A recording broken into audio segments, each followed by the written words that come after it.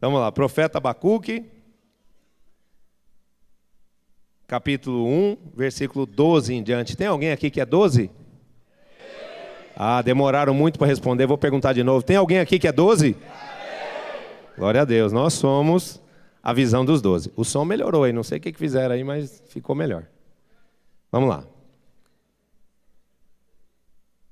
Eu vou fazer uma oração. Senhor nosso Deus e nosso Pai, graças nós te damos por esse momento onde podemos ser alimentados, Pai, pela Sua palavra. O alimento terreno, ele é útil, ele é absolutamente necessário, mas ele é útil por tempo determinado, por um tempo limitado. O alimento, porém, da Sua palavra, o alimento que dá vida ao nosso espírito, ele tem importância eterna. Ele é fundamental para nós, porque pela Tua palavra somos santificados, avivados, libertos, curados, transformados, renovados de mente, levados, Pai, a grandes conquistas. E eu sei que essas grandes conquistas é aquilo que o Senhor tem como propósito para a vida de cada líder que aqui está. Por isso, meu Deus, nos abra agora o entendimento. Nos dê espírito de revelação e de sabedoria para o pleno conhecimento da verdade, que é a verdade do Teu Filho Jesus Cristo. Que nessa hora ninguém ouça aqui a voz do homem, mas que nós possamos ouvir com ouvidos espirituais ungidos por Ti, Espírito Santo, a voz do Senhor. Remove todo tipo de inquietação da carne, tira toda preocupação, nos desliga, Senhor, de tudo aquilo que nos liga ao que é horizontal e faz com que nós possamos ter o nosso espírito conectado no trono da graça do Senhor Jesus, a salvo de toda interferência da alma humana, da mente humana e também do maligno e seus anjos caídos, os quais nós declaramos separados da nossa vida, desse momento, em nome de Jesus. Amém, graças a Deus. Diz assim: não és tu, desde a eternidade, ó Senhor meu Deus, ó meu santo, não morreremos. Ó Senhor, para executar juízo, puseste aquele povo, ó rocha, o fundaste para servir de disciplina. Tu és tão puro de olhos, que não podes ver o mal, e a opressão não podes contemplar? Por que, pois, toleras os que procedem perfidamente, e te calas quando o perverso devora aquele que é mais justo do que ele? Por que fazes os homens como os peixes do mar, como os répteis que não têm quem os governe? A todos levanta o inimigo com um anzol, pesca-os de arrastão e os ajunta na sua rede varredora. Por isso, ele se alegra e se regozija. Por isso, oferece sacrifício à sua rede e queima incenso à sua varredora. Porque por elas enriqueceu a sua porção e tem gordura a sua comida. Acaso continuará por isso, esvaziando a sua rede e matando sem piedade os povos? A resposta do Senhor: por-me-ei na minha torre de vigia, colocar-me-ei sobre a fortaleza e vigiarei para ver o que Deus me dirá e que resposta eu terei à minha queixa. O Senhor me respondeu e disse: escreve a visão, grava-a sobre tábuas, para que a possa ler até quem passa correndo. Porque a visão ainda está para cumprir-se no tempo determinado, mas se apressa para o fim, e não falhará. Se tardar, espera-o, porque certamente virá, não tardará. Eis o soberbo, sua alma não é reta nele, mas o justo viverá pela sua fé. Graças nós te damos, Senhor, pela tua palavra, em nome de Jesus. Até aqui esse texto nos basta. Esse texto eu já ministrei num café, há muito tempo atrás. Para mim ele é um texto que, desde o primeiro momento em que eu tive contato com ele, e Deus me revelou o que estava escrito aqui, eu fiquei muito impactado e, ao mesmo tempo, consolidado pela palavra em relação à visão. Porque, embora esse texto fale de um momento específico, temporal na vida de Israel, por volta do ano 600 a.C., os caldeus, que já haviam invadido várias nações, matado povos, destruído povos, despojado muitas nações, eles se voltam agora contra Israel. E a descrição do exército dos caldeus, que viria a ser, algum tempo depois, o Império Babilônico, ele é terrível, dizendo que os seus cavalos são ferozes como os leopardos, os seus cavaleiros são vorazes, são ferozes como os lobos no entardecer, e que este povo é um povo grande e numeroso que marcha pela largura da terra. Então, o exército dos caldeus era uma ameaça às nações, a ponto de que eles já haviam destruído várias nações e agora eles estavam se voltando contra Israel. E o profeta, ele entra num processo de intercessão e começa a clamar a Deus e a suplicar diante de Deus respostas de por que aquilo estava acontecendo. E ele inicia esse texto aqui, do versículo 12 em diante, de uma forma até poética. O profeta Abacuque, ele é meio poético. O terceiro capítulo do seu livro é um salmo profético e poético. E ele diz, será que os seus olhos são tão puros que o Senhor não consegue ver o mal? Será que os seus olhos são tão santos que o Senhor não consegue enxergar a iniquidade, o Senhor não consegue enxergar a perversidade e a maldade que esse povo que o Senhor colocou por disciplina está infringindo, está trazendo sobre nós, o povo de Israel? Será que o Senhor não consegue ver a perversidade executada pelos perversos sobre aqueles que são mais justos do que eles? Então, ele faz esse clamor e depois diz a palavra que ele se coloca num tempo em separação com Deus, provavelmente em jejum e oração, numa torre de vigia, ou seja, um lugar de isolamento, para ouvir o que Deus lhe traria como resposta.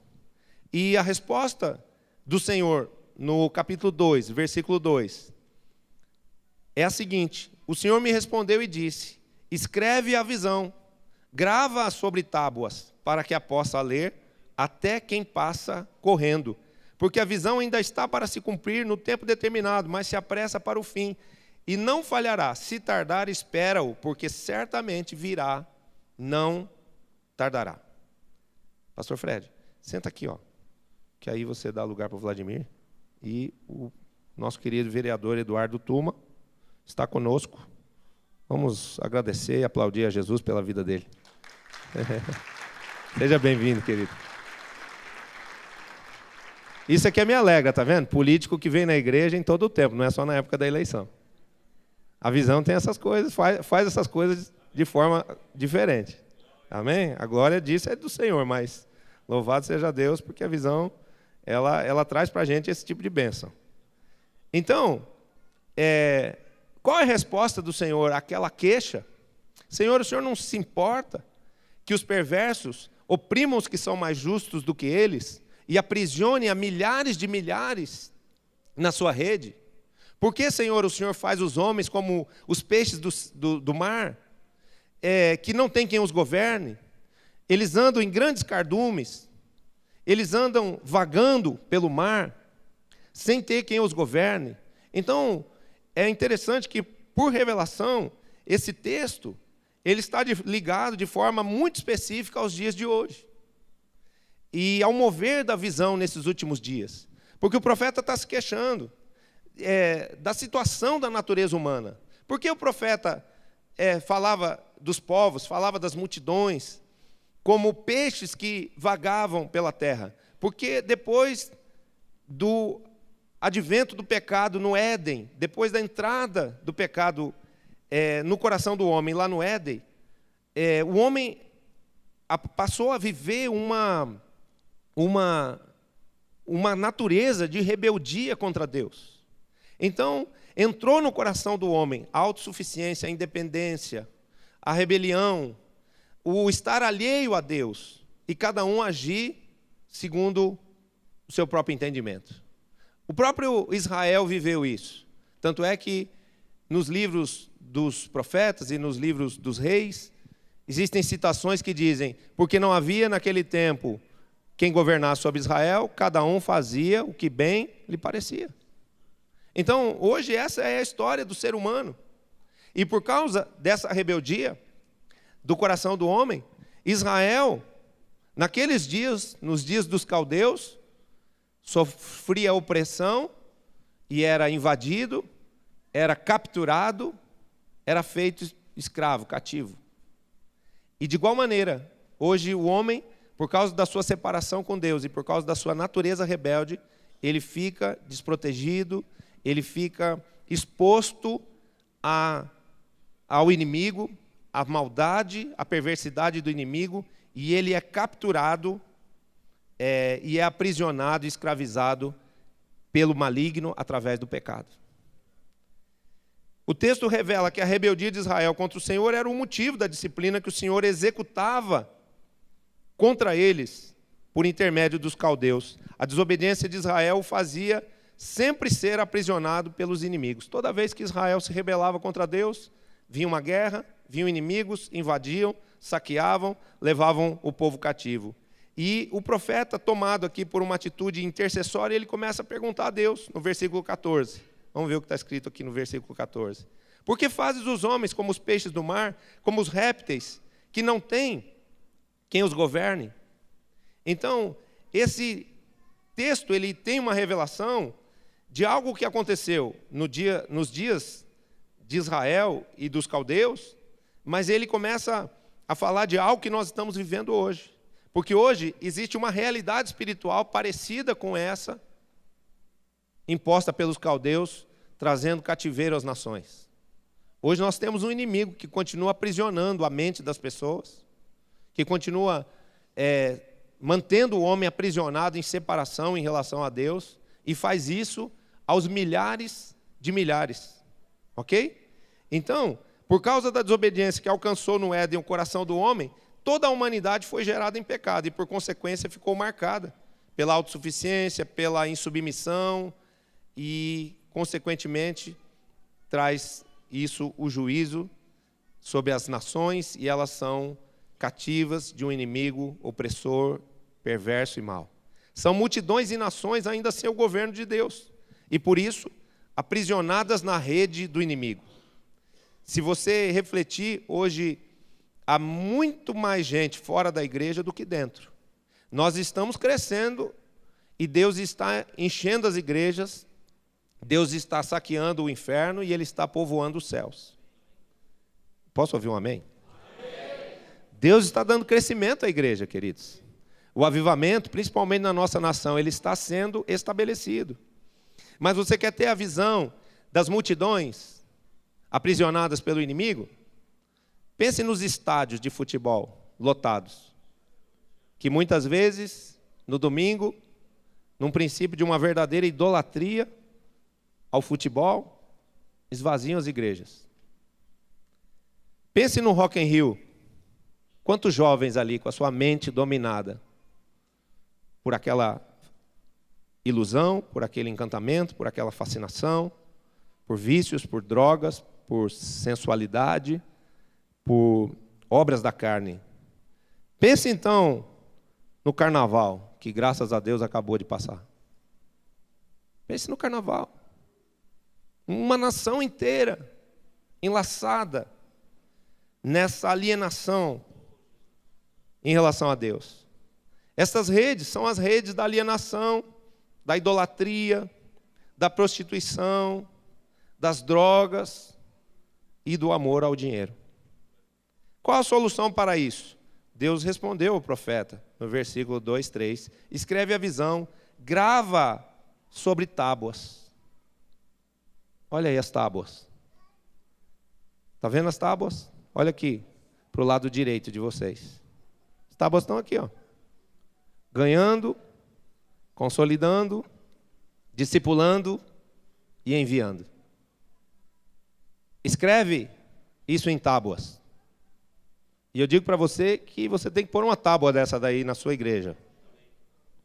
E se você quiser me seguir como líder, um líder bem-sucedido na visão, põe no gerúndio ainda.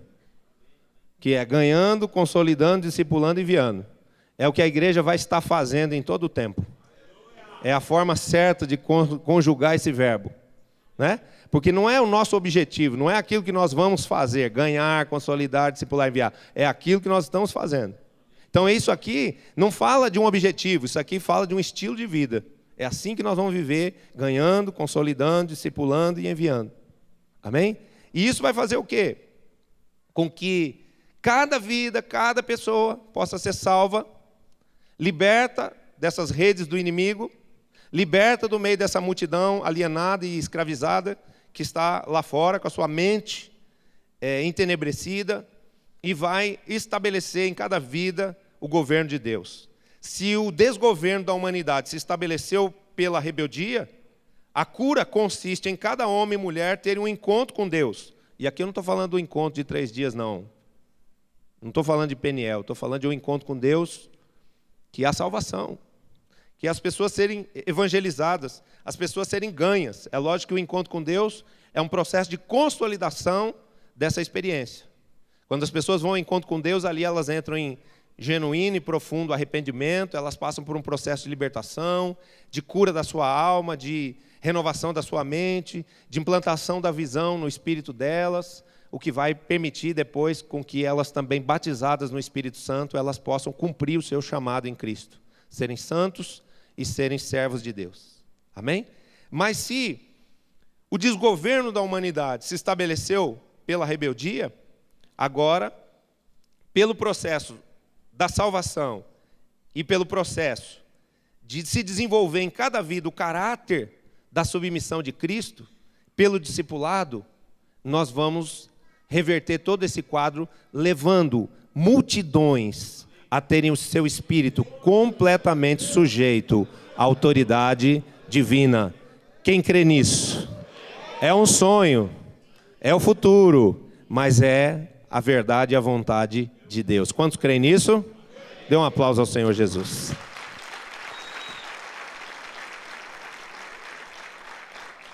O que a visão tem como diferencial? O discipulado. E o discipulado traz um nível de revelação mais profundo. Conhecereis a verdade vos libertará. Então, como a gente tem um nível de revelação mais profundo, o nosso nível de tratamento é maior, o nosso nível de libertação é mais profundo. Não queremos ser melhores do que ninguém, mas precisamos, de forma imprescindível, ser melhores do que nós éramos antes. Amém? Jesus não faz a gente melhor do que ninguém. Nós não somos melhores do que as outras igrejas, nem do que as outras visões, mas nós precisamos ser melhores do que nós éramos ontem, antes de ontem, na visão anterior. Amanhã eu preciso ser melhor do que eu fui hoje, eu não posso retroceder, eu não posso voltar para trás. Senão eu estou negando a ação e o governo de Deus sobre a minha vida. Me preocupa quando eu vejo líderes voltando para trás. Líderes ficando com o seu coração endurecido, ficando incrédulos, ficando não apaixonados. Eu cobro de mim mesmo que eu melhore a cada dia. Eu quero ser melhor discípulo para Jesus, eu quero ser melhor pai para as minhas filhas, eu quero ser melhor marido para minha esposa, eu quero ser melhor líder para os meus discípulos, eu quero ser melhor em tudo, para a glória de Deus. Amém? Então, eu já fui crente antes da visão, e você também. Mas nós éramos obedientes? Nós éramos obedientes? Todo mundo bota a culpa nas ovelhas, mas as ovelhas, mais ovelhas que tinha na igreja, éramos nós. Nós só geramos um rebanho de ovelhas porque era assim que a gente era. A nossa mente era uma mente velha. Nossa mente estava envelhecida. Nossa mente estava desprovida do conhecimento de Deus. Nós não tínhamos a alma tratada. Nós não vivíamos por princípios. O nosso nível de revelação era raso. A gente tinha a salvação em Cristo e olhe lá. Não estou falando mal do modelo antigo. Glória a Deus, porque foi esse Fusquinha que nos trouxe até aqui. Mas agora Deus quer te tirar o Fusquinha. E Ele quer te dar uma Ferrari. Amém? Ele quer turbinar a sua vida ministerial. Ele quer botar um motor M12. Vou falar numa linguagem mais automobilística. Ele quer botar um motor V12 no seu ministério. Vitória através dos 12. Amém? Você recebe? Dá um aplauso a Jesus.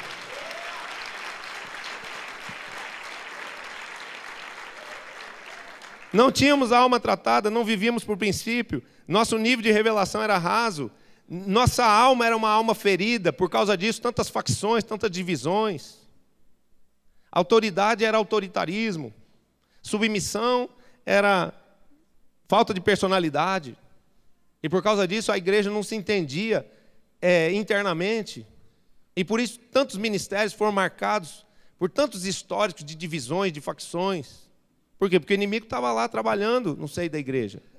Mas Jesus nunca perdeu para o diabo, queridos, e não é agora que ele vai perder. Então Jesus tem uma promessa de restauração da igreja, levando pelo seu amor e pelo seu poder a igreja a ser santa, sem rugas, sem mácula. Um dia um pastor conversando comigo disse: a gente precisa olhar para a igreja primitiva. Mas é verdade, porque a igreja primitiva tem um modelo. Mas o futuro não fala só de igreja primitiva. O futuro fala de uma igreja gloriosa. Uma igreja que vai ser santa, sem ruga, sem mácula. Uma igreja que vai ser imagem e semelhança do Filho de Deus, Jesus Cristo. Quantos creem nisso? Está longe, né? O apóstolo René é tão engraçado. Outro dia ele estava comigo no carro, ele falou assim: aí, a gente conversando, né? Sobre os maus testemunhos dos apóstolos. A arrogância, a soberba, a falta de postura, de comprar e pagar, de não usurpar a glória de Deus, de não querer glória para si, de não ficarem, por causa de dinheiro e de coisas pequenas, ferindo relacionamentos uns com os outros. E ele, com aquele jeito baiano dele, disse assim: então, e Jesus vai vir buscar uma igreja dessa? Mas não vem mesmo. Para quê? Para que ele vai querer uma igreja dessa? Igreja dessa toda complicada, dividida, faccionada, que tem esse mau caráter. Jesus não vai vir buscar essa igreja nunca, se ela não se arrepender. Então, queridos, nós precisamos entender que Deus, Ele está trabalhando na terra e Ele quer tirar o pecado do coração de todos os homens. Mas para poder tirar o pecado, a iniquidade, o mau caratismo das pessoas que estão lá fora, primeiro Ele precisa tirar de nós, porque nós somos os elementos de salvação e de transformação da terra. Então a igreja precisa ser santa, a igreja precisa ser irrepreensível, a igreja precisa ser uma igreja agradável aos olhos de Deus, para que o Senhor tenha a alegria, o prazer de nos revestir da sua glória. Deus quer te dar poder. E quanto mais santo você for, mais poder você vai ter. Mas se por causa do poder você se corromper, Deus te tira o poder. Deus tira a sua conquista. Porque o Senhor é justo e bom. Então preste atenção. Nós não tínhamos o caráter de discípulos antes da visão. Nós não fazíamos discípulos. Nós não estávamos vivendo a palavra.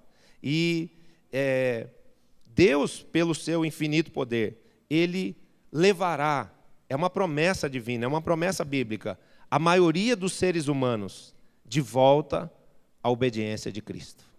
Amém? Se a humanidade entrou toda na rebeldia, Deus usou e usará de misericórdia para com todos e levará todos os que são dele a se tornarem totalmente quebrantados, abertos, despojados, submissos e, mais do que tudo, apaixonados por Cristo.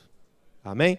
Seremos levados a um estágio de santidade, aonde, de forma espontânea, à semelhança de Cristo, vamos viver o amor, vamos viver a submissão, não porque alguém nos mande fazer qualquer coisa, mas porque nós entendemos que isso é a vontade de Deus e é o melhor para a nossa vida. Você crê nisso? Deus vai te dar discípulos no futuro que não vão te dar nenhum trabalho. Porque eles não vão entender que eles estão somente comprometidos com você e que eles têm que seguir você ou que eles têm que obedecer a você. Eles vão ter o espírito deles tão fortalecido, a alma tão tratada, a mente tão imbuída da mente de Cristo, que eles vão ser plenamente submissos, eles vão ser discípulos apaixonados por Deus, pela visão e por você. Você recebe? Eu acho que essa palavra ela deve ser selada como oferta de palmas ao Senhor.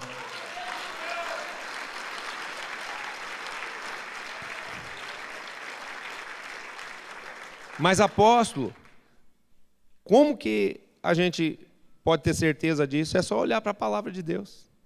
Olha o que a palavra de Deus diz. Assim como as águas cobrem o mar, toda a terra será cheia do conhecimento e da glória do Senhor.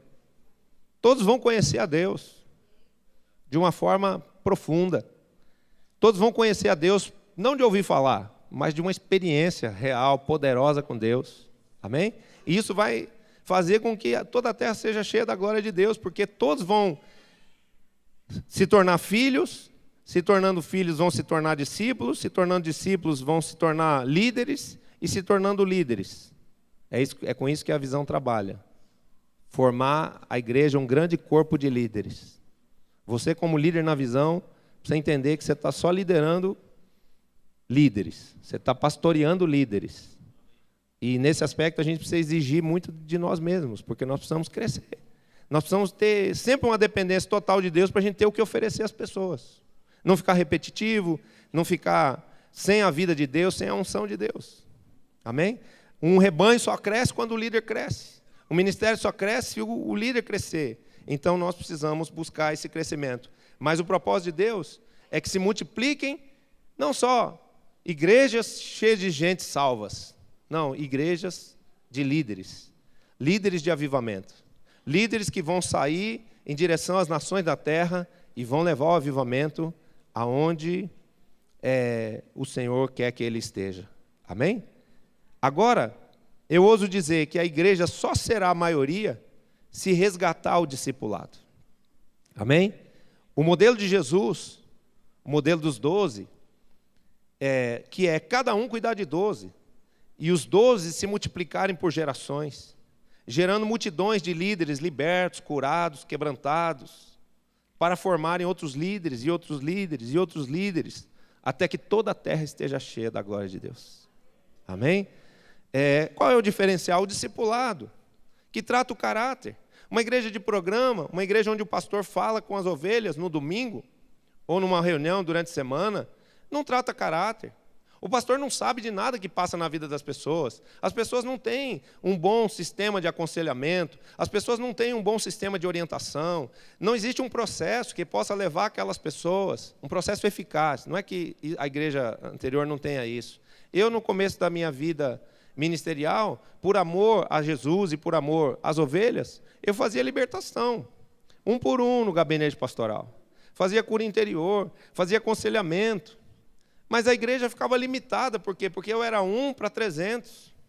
Agora, quando a gente trabalha com liderança, e todos vão sendo formados e forjados por Deus líderes, então pode chegar mais gente para ser liberta, curada, transformada, porque vai ter sempre um corpo sobre o qual repousa a unção, um corpo que está debaixo de um manto sacerdotal, de um manto apostólico, para ganhar, para consolidar, para discipular e para enviar, para libertar, para curar, para renovar a mente, para levar as pessoas também a serem líderes. Amém?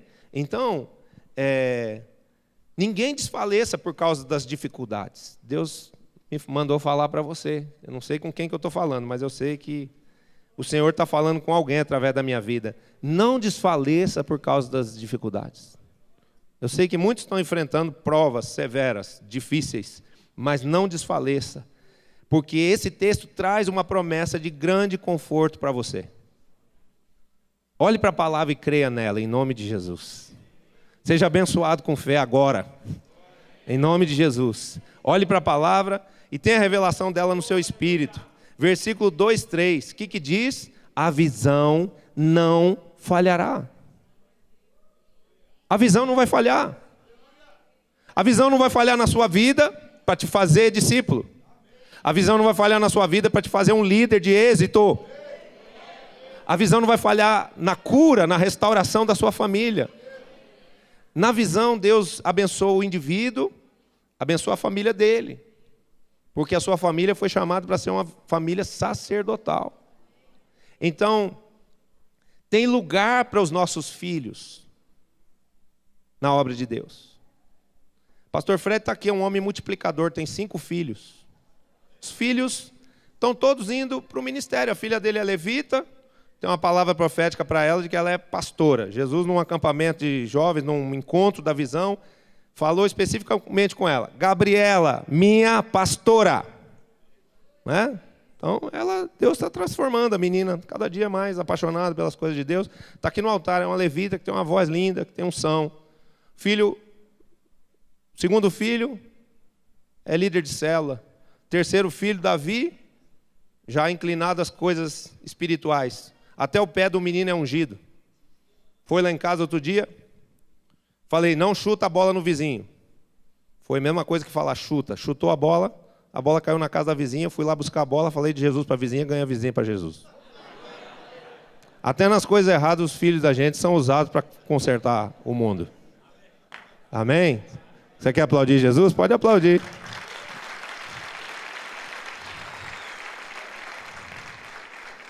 Minha filha Vitória, 12 anos, recebeu a incumbência de pregar na célula. Palavra de dízimos e ofertas. É uma área onde ela tem autoridade, puxou o pai. Ficou toda temerosa. Pai, e agora? Eu falei, vai orar que Deus vai falar com você.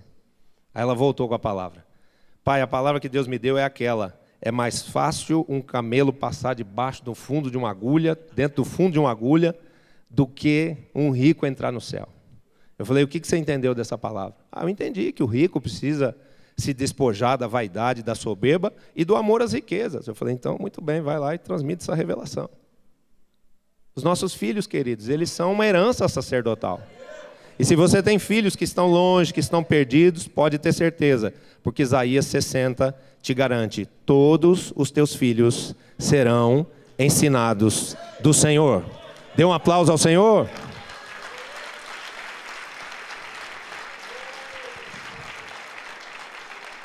A visão traz cura, convertendo o coração dos pais aos filhos, dos filhos aos seus pais, e abrindo espaço na igreja para os nossos filhos.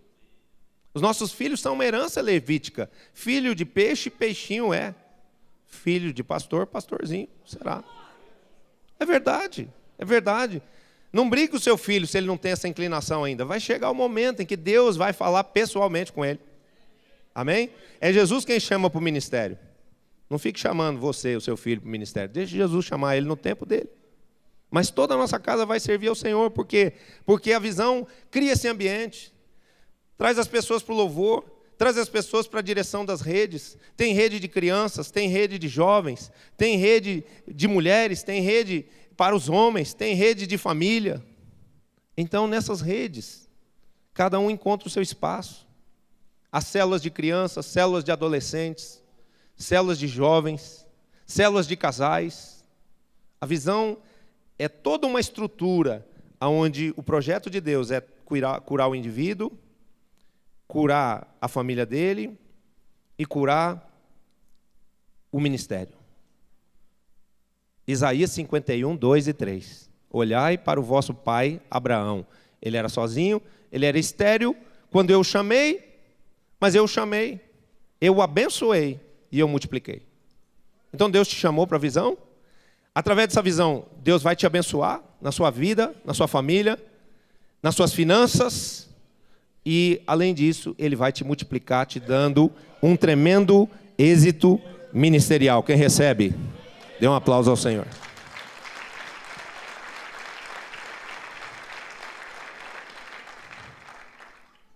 Vamos repetir o que diz o versículo 2, 3? Repita comigo. A visão não falhará. Mais uma vez.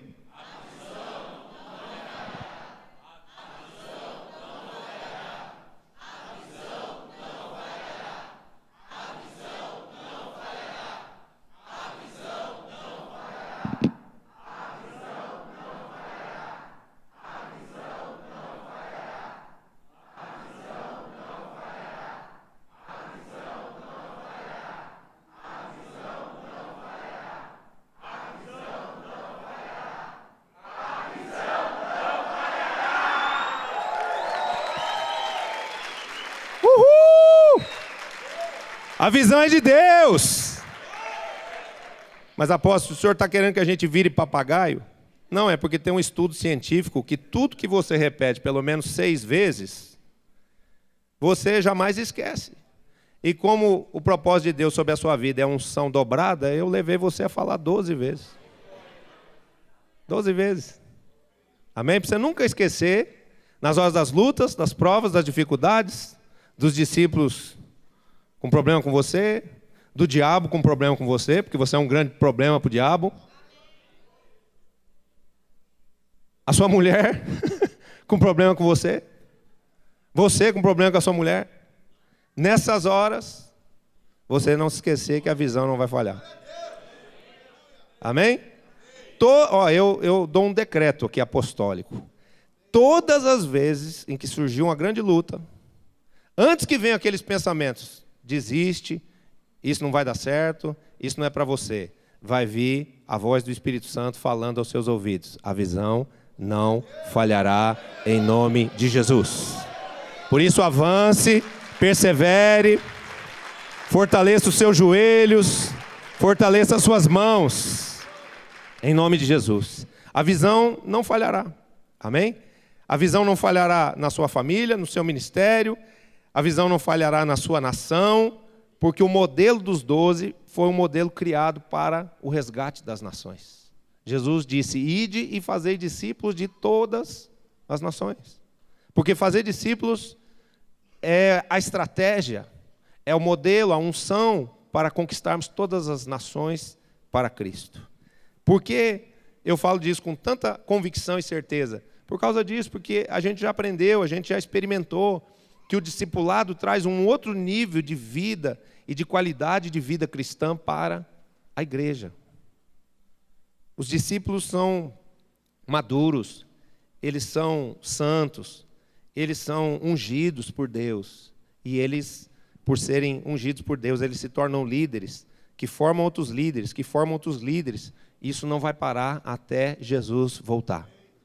Amém? Mas a igreja vai viver um mover de grande crescimento, um crescimento muito rápido, porque existe na visão, além do diferencial do discipulado, existe uma unção que acompanha essa visão, chamada unção de multiplicação. Amém? Esse negócio não é mágico, não acontece do dia para a noite, mas é real. Se você trabalhar na vida dos discípulos, se você formar uma equipe de 12, o processo que você fizer com eles de formação vai ser repetido por eles. Eles vão formar 12 também. E eles vão formar 12 que vão ter esse DNA da visão dentro deles. E eles vão, pelo poder do Espírito, quase que num processo automático, repetir com outros aquilo que eles receberam do seu líder, que receberam de você. E assim vão se levantando gerações de discípulos, que são 12 vezes 12, 144, 144 vezes 12, 1728, 1728 vezes 12, 20.736, 20.736 vezes 12, 250 mil. Você já pensou isso? Onde é que você vai pôr uma igreja com 250 mil ovelhas? Onde é que você vai pôr uma igreja com 250 mil discípulos, formadores de novos discípulos? Todo dia tem gente nova chegando na igreja. É para isso que você está caminhando. É para isso que Deus está te levando, nessa visão. Mas vem um teste para você. E nesse aspecto aqui, a gente, assim como é estimulado, assim como é consolado e confortado por esse texto, que nos faz gravar no espírito e na memória, a visão não falhará, ao mesmo tempo, esse texto também, ele nos confronta. Queridos, por revelação, nesse domingo, eu preguei essa mesma palavra aqui no culto de domingo passado. Esse texto nos confronta, porque ele nos revela a atitude do inimigo em relação à sua conquista. E a primeira coisa que esse texto nos fala está no versículo 15 do capítulo 1. Olha o que está escrito aqui. No entanto, perdão, desculpa, eu peguei o versículo errado. A todos levanta o inimigo com anzol, pesca-os de arrastão. Presta atenção. Toda vez que falar em pescaria de anzol, na Bíblia, está falando de evangelismo a nível pessoal. Então, o diabo trabalha como um evangelista pessoal. Ele pesca um por um. Ele trabalha na vida de uma pessoa, na mente de uma pessoa, no coração de uma pessoa para roubá-la da presença de Deus, para roubá-la da posição de liderança. Por isso a Bíblia diz, não deis lugar ao diabo. Nós precisamos vigiar muito, guardar nossa mente, o nosso coração, para o inimigo não vir semear na nossa mente, coisas impróprias, impuras, mentirosas, falsas, que só têm o objetivo de nos roubar a paz, a alegria, a unção e a posição que ocupamos. Amém? Então vigie por você, vigie pela sua família, vigie pelo seu ministério, porque o inimigo é um evangelista que trabalha a nível pessoal, principalmente os líderes. Amém? Ou seja, um dos trabalhos do inimigo é tentar roubar de dentro do nosso coração a paixão por vidas, o amor pelas almas. Um líder de uma igreja de sucesso, na visão, precisa ser um homem apaixonado por vidas e por almas. Amém? Nós não podemos deixar que isso seja roubado de nós.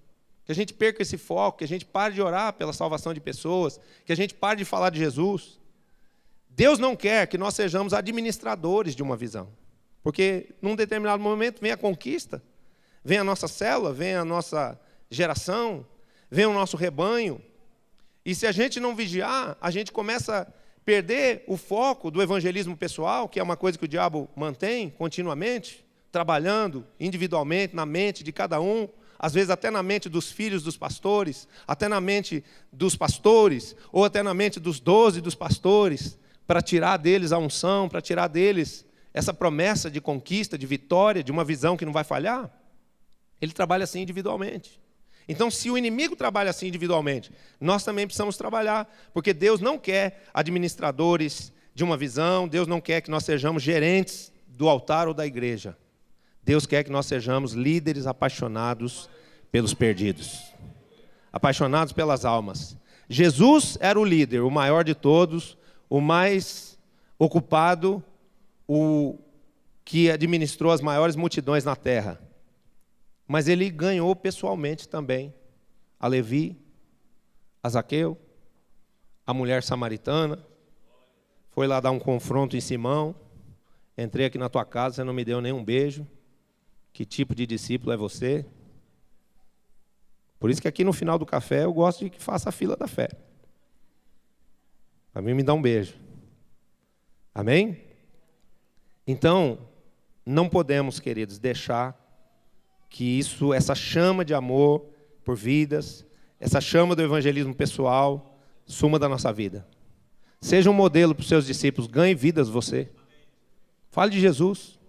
Faça uma coisa que talvez você não faz há tanto tempo, orar por salvação de pessoas e sair para evangelizar pessoas, levar pessoas para a sua célula, levar pessoas para a sua igreja, para o seu culto. Vocês lembram daquele moço que veio aqui, falando que ele era candidato da OAB? Ganhei ele para Jesus. É meu discípulo agora. Perdeu a eleição, mas ganhou a Cristo. E se andar direitinho com Cristo como discípulo, que eu já estou trabalhando ele para o encontro com Deus, vai ser presidente da OAB, sim. Em nome de Jesus. Então, precisamos dar esse exemplo de sermos líderes apaixonados por Jesus e de termos essa prática de a semelhança, sermos apaixonados por vidas e a semelhança de Jesus, ganharmos pessoalmente, como Jesus fez com Levi, com Zaqueu, com a mulher samaritana e com tantos outros. O segundo aspecto que nos confronta, diz assim, pesca-os de arrastão e os ajunta na sua rede varredora. Preste atenção, o inimigo trabalha de duas formas, pesca com anzol, e anzol é individual, mas ele pesca com rede. Ele queima incenso à sua rede varredora. Quem sabe o que é uma rede varredora? Quem é que é da Praia Grande aqui? Quem é que é pescador do mar? O que é uma rede varredora? Uma rede estabelecida assim entre dois barcos e passa varrendo o fundo do mar e pega uma quantidade gigantesca de peixes, né? Então, preste atenção. Pesca com anzol é evangelismo individual, mas pesca com rede é evangelismo em equipe. E no modelo anterior nós fazíamos tudo sozinhos. O pastor fazia consagração de criança, batizado, casamento, velório, encomendava as almas. Ele fazia tudo sozinho. E por isso ele estava sempre sozinho. Né? Às vezes, quando começava um culto, ele estava sozinho. Depois os irmãos chegavam. Porque as igrejas estavam murchas, vazias. E o que a visão nos traz como ensino? A visão é um aprendizado ao trabalho em equipe. Precisamos entender o que quer dizer a unção repousa sobre o corpo. Precisamos formar uma equipe e aprender a confiar nela. Senão a igreja não cresce. Se você faz tudo da sua igreja, se você não ganhar vidas e ensinar esses discípulos a serem líderes, pessoas que vão trabalhar para Deus, que vão fazer o seu próprio encontro, ter a sua própria escola de líderes, serem bons líderes nas células, serem líderes de uma equipe de 12, também você limita a igreja à sua visão.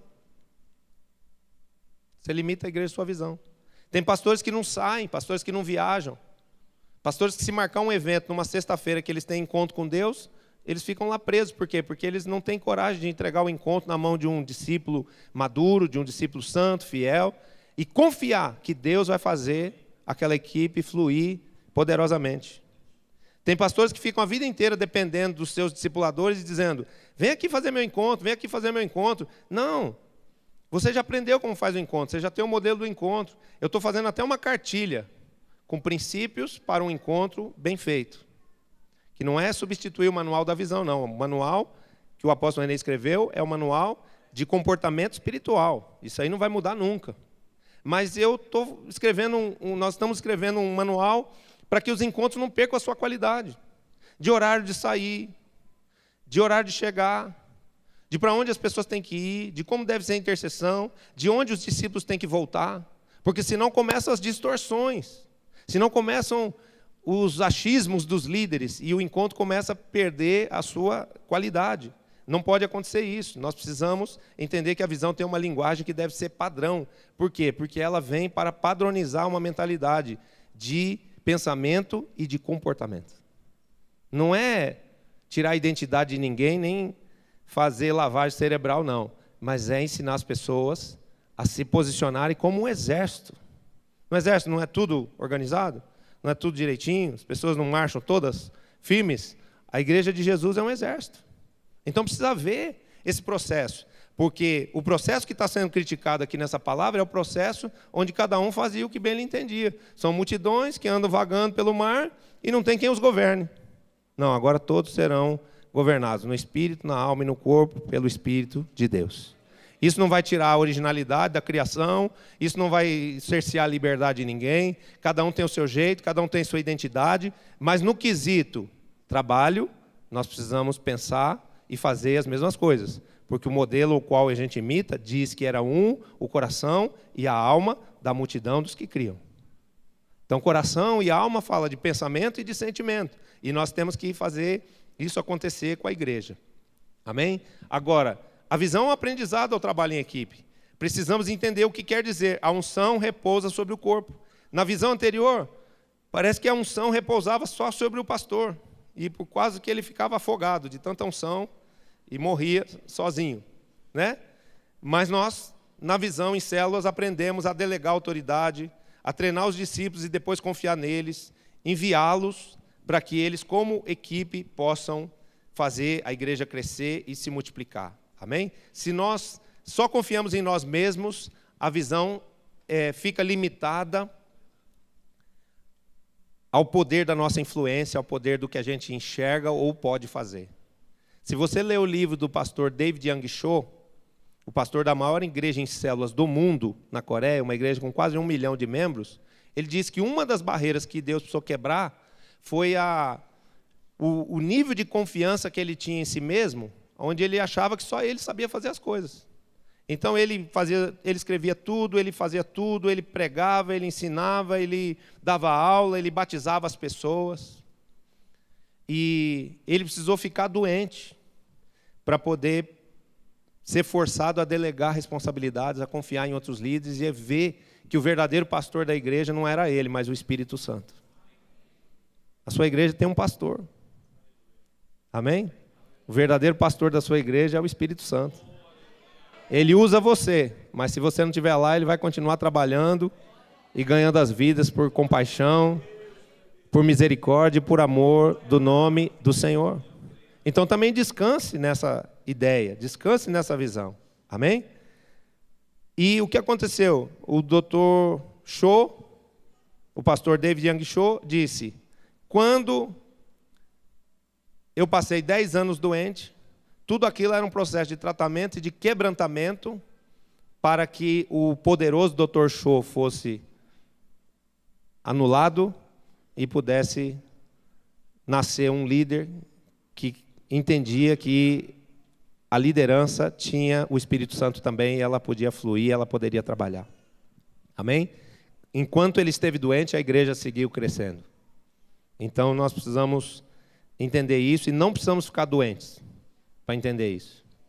Confie, forme uma equipe, forme 12 discípulos, confie neles, unja-os, envie-os, e eles serão uma rede com a qual você vai pescar multidões.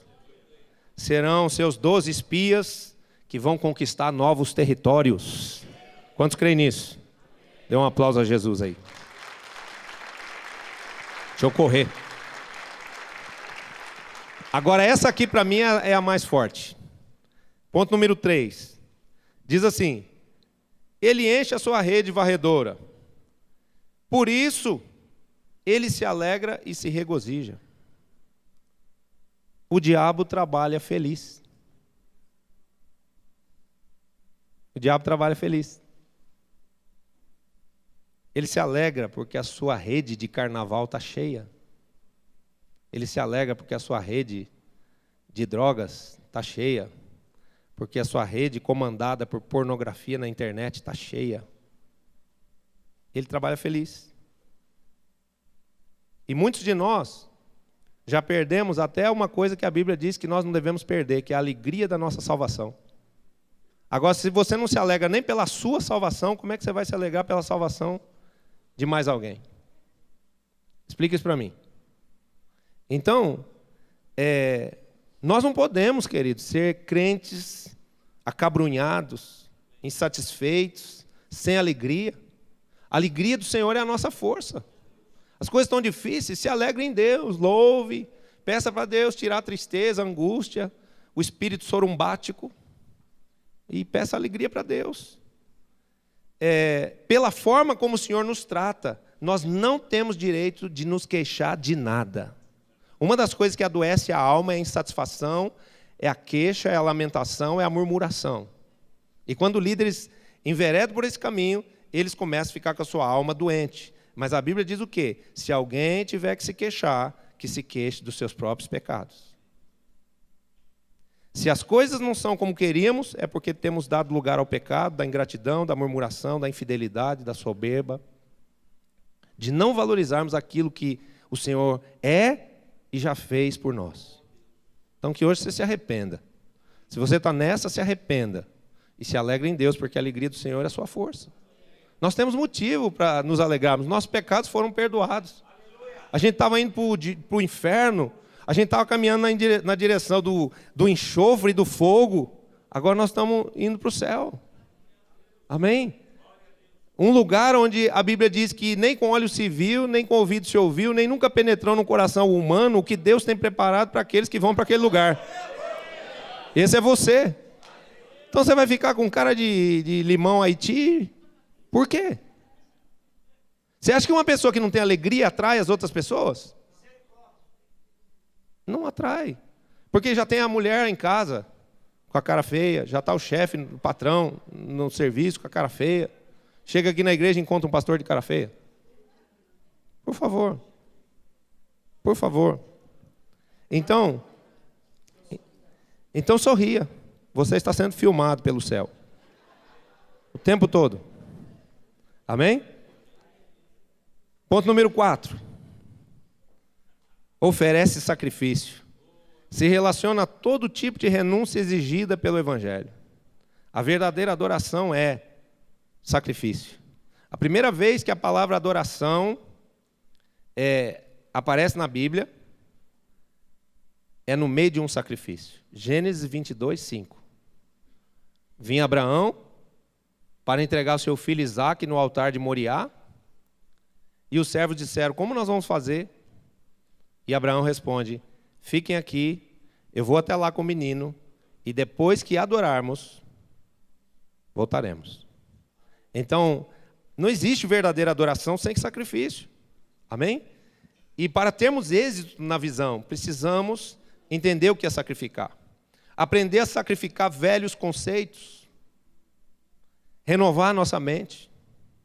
Jogar a velha forma de pensar. Eu brinquei, né? Nós éramos as piores ovelhas que tinha, né?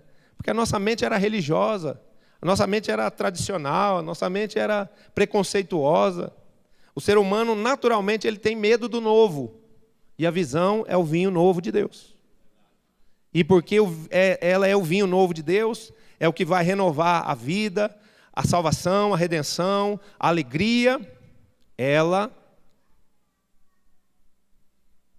não pode ser posta em odres velhos.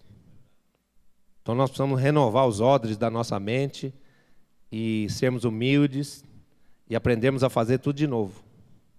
Porque a gente chegou pensando: ser pastor eu já sei. Mais ou menos a gente sabia que era ser pastor. Mas o grande desafio na visão agora é aprendermos a ser discípulos. Amém? Se a gente aprender isso, tudo começará a ir bem na nossa vida.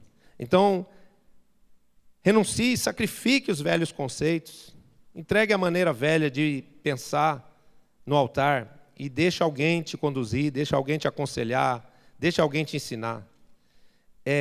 Precisamos sacrificar as velhas estruturas. Não tenha medo de mudar as coisas na igreja. Eu vou tirar o nome escola dominical e eu vou botar a escola de líderes. Mude. Como diz o apóstolo René, lá no Oriente Médio tem um livro no qual os judeus se baseiam, que é Talmud. Que tal? Mude. Mude. Mude, porque aí vai mudar o resultado também. Não é? Você está satisfeito com o resultado atual? Não, você quer um resultado melhor. Então mude. Mude as coisas, mude as estruturas, sem medo, confiando em Deus. De que Deus está com você nessa visão, e toda mudança sugerida vai trazer benefício para você. Deus é o maior interessado em te dar paz, refrigério, alegria, fruto, unção, riquezas e multidões. Então confie no Senhor e mude. Muitas vezes a visão fica presa porque gastamos tempo, investimos tempo, perdemos tempo em estruturas velhas, que não geram nada. É aquele culto de quarta-feira que os irmãos da igreja gostam. Os irmãos da igreja gostam. Por quê? Porque a alma deles está acostumada com aquele culto. Mas Jesus gosta desse culto? Eu vou te dar um parâmetro. Jesus gosta desse culto se tiver salvação lá. Porque se só tiver um bando de crente que está acostumado a ir na igreja quarta-feira e que ficam lá sempre fazendo a mesma coisa, louvando e levantando a mão, e resolve o seu problema porque eles trazem algum dízimo, alguma oferta, isso aí não resolve nada para Deus. O foco de Deus são vidas salvas. E não tem nada que ganhe mais vidas do que células. Amém? Então, tire o culto e comece a fazer células. Leve a célula para sua casa, pastor. Faz uma célula lá na sua casa. No começo da visão, nem era visão direita, era visão celular. Eu tinha uma célula na minha casa com 70 pessoas. Foi essa célula, a célula mãe da igreja El Shaddai. Botava até colchão no chão para os jovens sentar, porque não tinha espaço na casa. Minha casa virou uma igreja. Até a hora que eu casei, minha mulher falou: e agora? Essa casa vai ser a nossa casa ou vai ser a igreja? Aí a gente veio para cá. E ela foi usada por Deus. Não é que ela não queria o povo lá, não. É porque realmente, se as pessoas ficassem lá naquele modelo lá, a igreja não se desenvolveria. E a visão trabalha justamente com esse equilíbrio. Um dia nas células, um dia no templo. Então faça células, não tem nada que ganhe mais vidas, que gere mais resultado, mais fruto, mais recurso financeiro do que células que ganham vidas, que pedem dízimos, ofertas. Amém? As nossas células, elas têm uma arrecadação 3 vezes superior, materialmente falando, do que os nossos cultos, 3 vezes no domingo. Os 3 cultos do domingo não arrecadam em finanças o que as células, as 200 células que nós temos, arrecadam durante a semana. É 3-1, sempre. Tem vezes que chega a ser 4-1. Então, é preciso mudar os velhos conceitos, mudar as velhas estruturas, sem medo, porque Deus é quem governa o espírito da visão. Amém? Precisamos sacrificar um pouco do nosso conforto, do nosso dinheiro e do nosso tempo. Esses dias, eu falava com os pastores de uma cidade próxima, e eu dizia assim, tem gente que alega que, vamos falar assim, vou dar um exemplo aqui, para não deixar ninguém mal aqui. De Jundiaí aqui é longe. Jundiaí fica 1 hora de São Paulo. Ah, mas Jundiaí é longe. Ah, mas Jundiaí é longe de São Paulo, é difícil vir no café. É difícil vir nesse discipulado do Senhor todo mês. É difícil. Preste atenção. No conceito de Deus, cada um que está aqui é um líder de nações. Vai ganhar as nações da terra. Vai ter o seu ministério estabelecido nas nações. Agora, como alguém vai ganhar uma nação na Europa, como o apóstolo Natanael já está lá, pastoreando os pastores, dando cobertura aos pastores da Suíça, de Portugal. Como alguém vai poder consolidar algum tipo de fruto de território nas nações, se tem dificuldade para ir de Jundiaí a São Paulo? Você percebe como a nossa mente precisa ser renovada? Nós estamos debaixo de um manto apostólico. Um apóstolo não pode achar que Manaus é longe, que Porto Seguro é longe, que Israel é longe. Por quê? Porque se nós ficarmos com essa mente retrógrada, essa mente limitada, nós não vamos cumprir o papel de termos as multidões, não na rede do inimigo, mas na rede do Senhor Jesus. Quero te falar uma coisa. Você chamado para ser discípulo, você recebeu de Deus 2 coisas. Uma espada afiadíssima de 2 gumes. Que eu vou falar que está na mão, mas na verdade ela está na sua boca. Para você, eu só estou falando que está na mão para você poder entender. Para você ir lá e rasgar de fora a fora a rede do inimigo. Deus vai ungir a palavra na tua boca para que a rede do inimigo na sua cidade, na sua região, no seu estado, na sua nação, seja completamente rasgada. Pode aplaudir.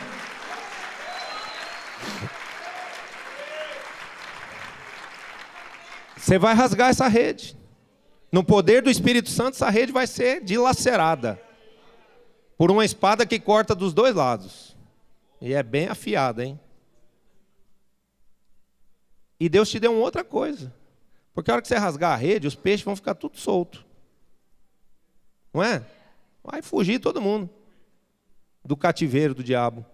E para onde eles vão? Eles vão para a rede que Jesus pôs na sua mão. Porque ele disse, não temais, vinde após mim, porque eu vos farei pescadores de homens. Então ele pôs uma rede na sua mão também. E a sua rede vai ficar mais cheia do que a rede do inimigo. Quantos podem dizer amém para isso? Dê um aplauso a Jesus. Amém? Glória a Deus por isso. Mas a gente precisa renunciar. A gente precisa sacrificar um pouco do conforto, do nosso dinheiro, do tempo. A visão só funciona à custa de algum tipo de entrega, de algum tipo de sacrifício. E vale a pena o sacrifício. Sabe por quê? Porque todo sacrifício tem uma recompensa. Amém? Olha o que diz o versículo 16.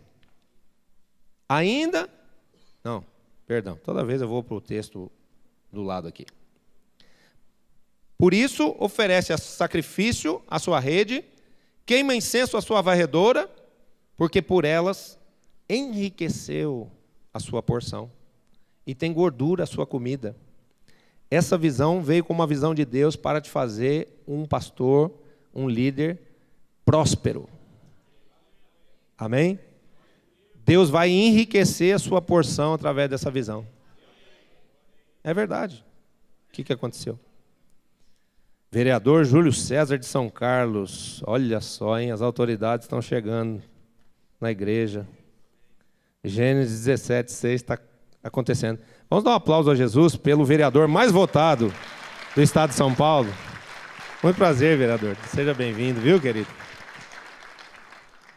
Esse também é do Senhor. Também é crente. Amém? Ele é convidado pelo apóstolo William de Araçatuba, que está lá no fundo.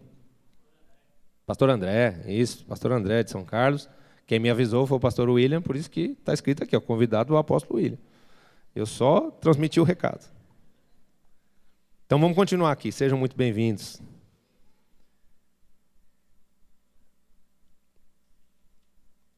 Versículo 16, vamos lá ler. Enriqueceu a sua porção. Ele se alegra porque ele enriquece a sua porção. Do que pastor vive? Do que pastor vive? Da gordura das ovelhas. Está até falando aqui que tem gordura a sua porção. Como é que ele fala aqui? Versículo 16. Porque por elas enriqueceu a sua porção, tem gordura a sua comida. Do que pastor vive? Lã de ovelha, gordura de ovelha, pele de ovelha, carne de ovelha. E tem muitos pastores que ficam querendo prosperar, trabalhando fora, vendendo forever. E depois os discípulos dão um chute no forever dele. Que diz, vem para a igreja, pensando que meu pastor vai cuidar de mim, ele quer só me vender pasta de dente e shampoo. E me pôr para vender esse negócio ainda. Para mim e para os meus 12. Para com isso. Ó, sacerdote vive do altar. Amém? O lugar da tua prosperidade é o altar. Amém? Seja pastor. Seja apóstolo de verdade. Se dedique naquilo que Deus te chamou. E não confunda a motivação. Não vá querer ganhar vidas, encher a igreja, fazer multidão, através de banda, de show, de cantor, de Fernandinho, de Thales, para ganhar dinheiro. Você vai ganhar muito dinheiro. Mas é através do princípio de ser dizimista, de ser ofertante, de ser primiciador e de ser um líder de multidão que o Senhor te fará ser. Amém? Quando nós estamos no centro da vontade de Deus, ali é o lugar da nossa prosperidade. Queridos, tem discípulos recebendo primícia dos seus discípulos de 20 mil reais. Oxi, caramanaias. Oi? Não sou eu não. É discípulo meu. É 12 meu. Eu só posso dizer, xícara manaias. Põe uma xícara dessa, Senhor, na minha mesa. E não dá para reclamar da vida assim, né? Com isso. Então, vamos ser gratos, vamos ser apaixonados, vamos fazer a nossa geração crescer, vamos fazer o nosso ministério crescer, porque das multidões virão as riquezas, virá a prosperidade dos sacerdotes. Amém? Jacó é um exemplo disso. Ele era um excelente pastor, e por ele ser um excelente pastor, Deus diz que o pai dele ficou rico, Abraão. Fala que o irmão dele, o avô dele ficou rico, o pai dele foi riquíssimo, e ele ficou podre de rico. Ele ficou tão rico que não tem nem expressão para dizer quanto Jacó ficou rico. Principalmente depois que ele virou Israel. Então, uma das coisas que vai fazer a gente prosperar também, a gente parar de ser Jacó, e parar de ficar com pena de dar o dízimo, parar com pena de entregar uma oferta a Deus, não ficar querendo dizer que primícia é coisa do Velho Testamento, porque tem gente que por causa desse tipo de cobiça está sendo até roubado de uma visão excelente, maravilhosa,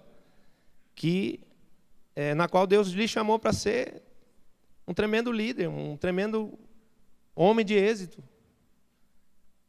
Sabe quando entra no coração do rebanho essa discussão? Mas só entra no coração do rebanho o que primeiro entra no coração do líder, queridos. É verdade isso. E quando essa questão, quando essa avareza ela manifesta assim, ou o arrependimento vem, ou a pessoa perde o que ela conquistou. E, infelizmente, a gente ainda assiste isso no ambiente da visão.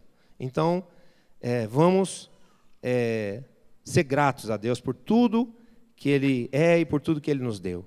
Diz a palavra também, versículo 5, o tópico número 5, que Ele queima incenso. Tudo na visão deve ser construído em oração. Jesus não ensinou os seus 12 a pregarem, mas Ele os ensinou a orarem. Ele deu até uma oração padrão chamada Pai Nosso. A oração deve preceder, acompanhar e suceder a tudo que fizermos, pois a oração é a chave do avivamento.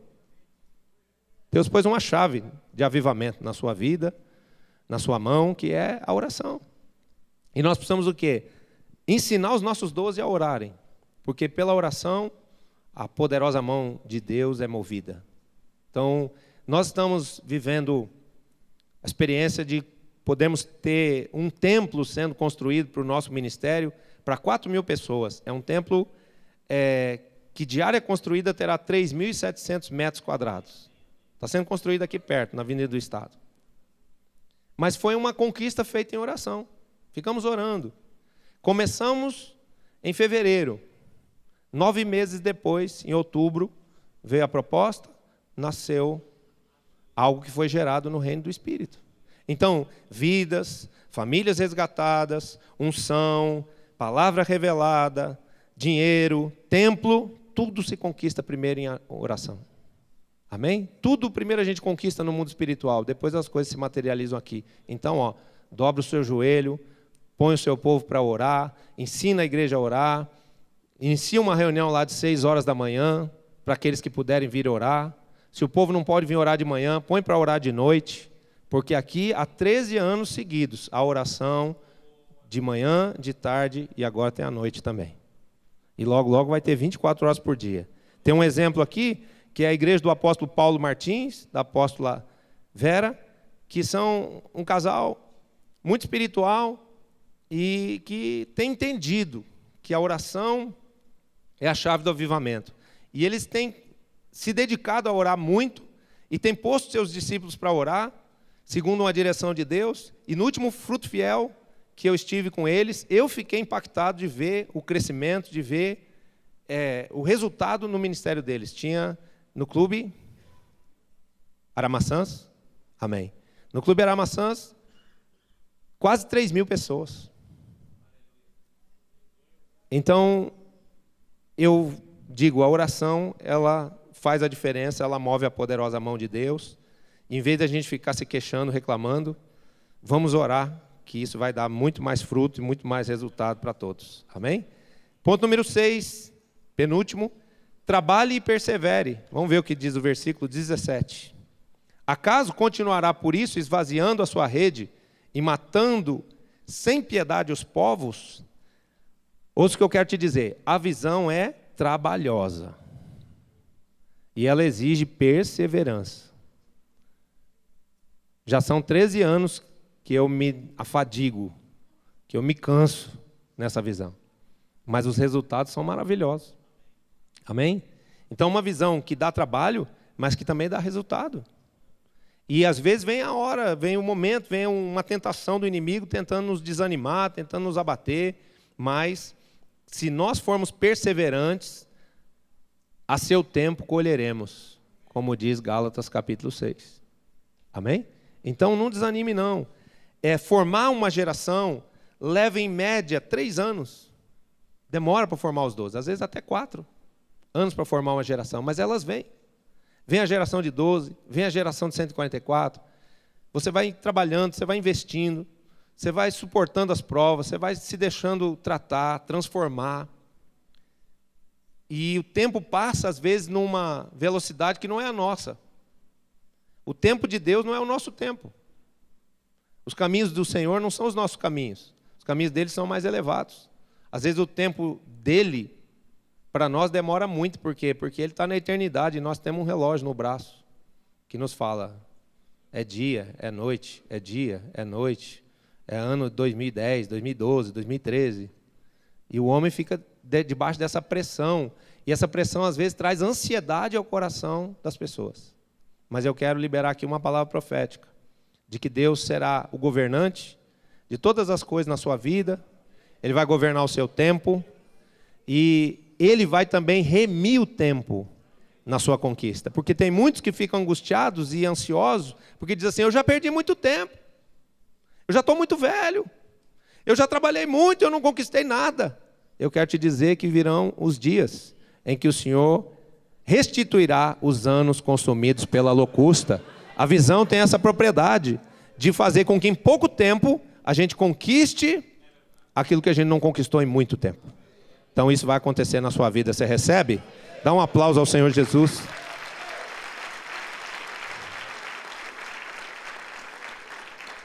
Agora tenha bom ânimo. Tenha bom ânimo. Peça para Deus saúde, disposição, alegria, paciência, porque não é fácil. Esvaziar a rede do inimigo e encher a nossa, dá trabalho. A visão não é poesia, ela é trabalho. Então arregace as mangas e não desfaleça, porque no tempo certo a visão dará os seus frutos, ela não falhará. Última coisa, seja humilde. Vamos ver o que fala o versículo 4 do capítulo 2. Eis o soberbo, a sua alma não é reta nele, mas o justo viverá pela fé. A visão é uma revelação contínua. Em todo tempo podemos aprender sobre a visão. A visão não se esgota. A cada dia em que caminhamos como filhos, como discípulos, vamos tendo a revelação da visão, vamos aprendendo a empreendê-la, aplicá-la. E se nós nos ensoberbecermos por causa de algum tipo de êxito, paramos de aprender e começamos automaticamente a desaprender. É um perigo, queridos. Através do êxito que Deus te dará, você ficar vaidoso, você ficar soberbo, você querer usurpar a glória de Deus. Achando já está bom, ou então essa riqueza toda aqui é fruto da minha unção, da minha graça, do meu poder. Não. Então, o que nós precisamos fazer? Conservar a nossa humildade. A humildade, ela é a porta de acesso para a revelação. A sabedoria pertence aos humildes. Se uma pessoa começa a ficar soberba, ela para de aprender. Ela não se submete mais a aprender porque ela acha que ela já sabe tudo. E ela começa a pensar que ela não precisa mais escutar a palavra, que ela não precisa mais buscar a face de Deus em oração, que ela não precisa mais jejuar, que ela não precisa mais de líder. Nossa grande vitória na visão é nunca deixarmos de sermos discípulos. Se concentre lá na sua conquista, trabalhe com os seus discípulos, trabalhe com os seus 12, sonhe com as multidões, mas não se esqueça, quando vierem os resultados, de ser discípulo, porque se você esquecer, você perde tudo. Do jeito que ganha, perde. Lúcifer, no dia em que ele se ensoberbeceu e achou que não precisava mais do seu líder, que era igual ao líder, ele caiu e perdeu toda a sua glória. Deus te dará uma grande conquista. Ah, só uma mulher de fé aqui na frente falou amém. Eu vou repetir. Deus te dará uma grande conquista. Mas proteja, revestindo-se sempre da humildade de Jesus. Ouvi uma frase tão interessante lá na igreja de Araçatuba, antes de ontem. Só é príncipe quem primeiro aprendeu a ser servo. Então, Deus nos está chamando para a posição de príncipes, de ícones de avivamento, de autoridades na nossa nação. Mas vamos conservar a humildade. Vamos seguir aprendendo, vamos seguir nos deixando fazer discípulos, ser discípulos, porque se você é discípulo, de verdade, na essência, você tem automaticamente a autoridade para fazer discípulos. Amém? O que eu sou, eu posso gerar, porque cada semente produz segundo a sua espécie. Então, se você amar o seu líder, se você honrar, valorizar o seu líder, se você servir o seu líder, você vai ter discípulos que vão te amar, vão te honrar, vão te servir, vão caminhar com você em aliança para o resto da vida, e a sua conquista não poderá ser medida Porque a promessa é de que Deus te dará um rebanho de discípulos numeroso como as estrelas do céu e como a areia da praia do mar. E esta visão, que é divina, não falhará.